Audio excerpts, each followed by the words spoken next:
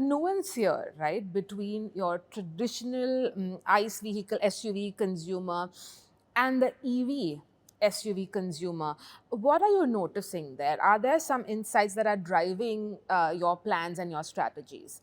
Are they different? I mean, that migration from, because let's face it, there's a reason why people go in for SUVs, the traditional idea of an SUV, for instance.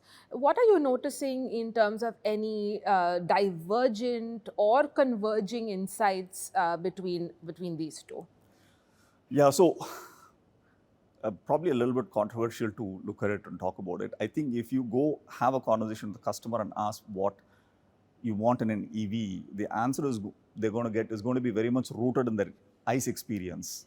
And then they're going to say that I want this and this because I'm getting that in ICE to that extent. And by the way, I want these two things to that extent, right?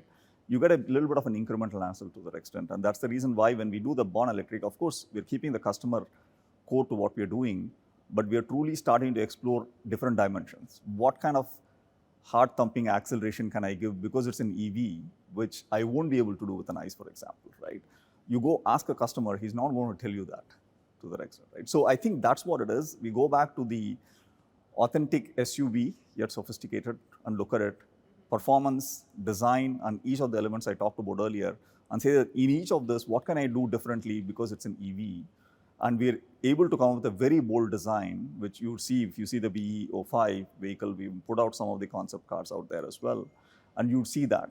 And that's the reason I'm saying that we don't want to go ask and say that what do you want? They're going to tell you something which is incremental. We're going to come up with a value proposition which is going to be so new in the EV space. Exactly what we have done when we brought out the Thar, when we brought out the Scorpio.